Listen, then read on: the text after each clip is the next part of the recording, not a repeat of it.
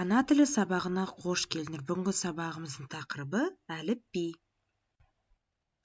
Балалар, назарымызды оқулығымыздың 49-шы бетіндегі бірінші жаттығуға аударайық.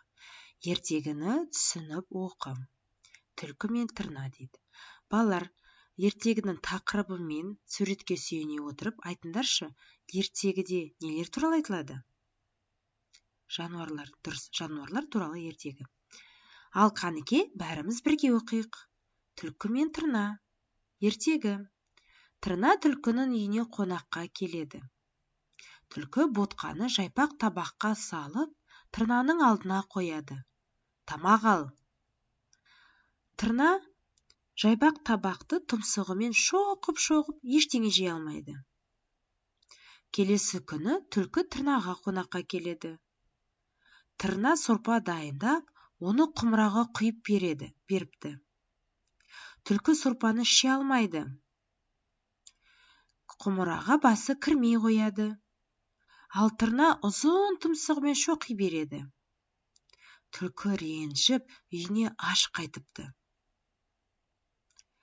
Балалар, бұл ертегінің тәрбиелік мәні не? Келесі сендерге тапсырма, балалар. Ертегі мазмұны бойынша сұрақ қойыңдар. Мысалы, тырна қайда қонаққа келді? Неге ол ештеңе жей алмады? Тағы да басқа өздерің сұрақ құрастырыңдар.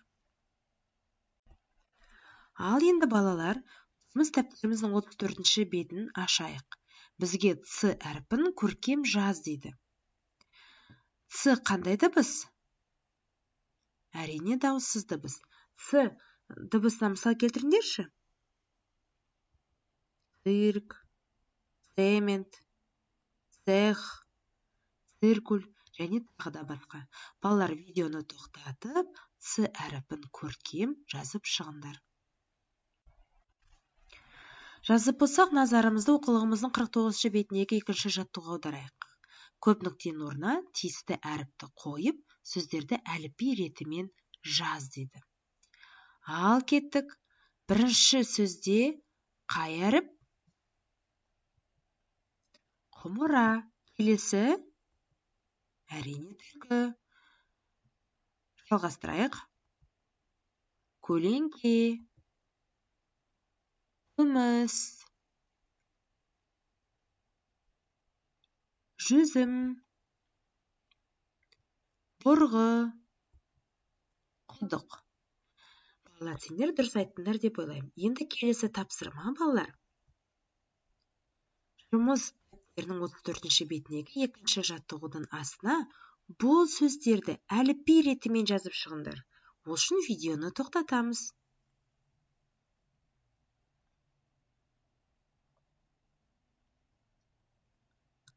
Ал тексерейік. Бұрғы, жүзім, көлеңке, күміс. Балалар, сендерге сұрақ. Көлеңке, күміс екеуі де К әрпінен басталады. Бірақ неге көлеңке бірінші жазылды? Себебі әліпбиде екінші Ö әріпі мен Ү әріпінде салыстырғанда Ö бірінші кездеседі, сондықтан бірінші жазылады. Дәл сол сияқты құдық, құмыра деген сөздерде алғашқы екі әріптері бірдей, сондықтан үшінші әріптерін салыстырамыз. Д әріпі М әріпінен алдыңғы қатарда тұрады. Және соңғы сөз түлкі. Келесі балалар, оқулығымыздың 50-ші бетіндегі үшінші жаттығу. Әліпбидегі Р әрпінің алдында және соңында тұрған әріптерді ата дейді.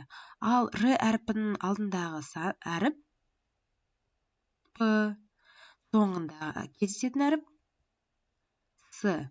Сол әріптерден басталатын сөздерді айт дейді. Ал ойланайық та айтайық. Мысалы, парта, пеш, пышақ, сағыз, сырға, сегіз, тағы да басқа. Сендер көп сөз айттыңдар деп ойлаймын. Келесі балалар, жұмыс дәптеріндегі соңғы тапсырмаға назар аударайық. Суреттерге қарап, мамандық атауларын әліпби ретімен жаз дейді. Қандай мамандық түрлері бізде? аспазшы, дәрігер, мұғалім, сатушы. Осы сөздердің барлығын әліпби ретімен әдемілеп жазып шығыңдар. Осымен ана тілі сабағымыз аяқталды. Назар салып тыңдағандарыңа рахмет.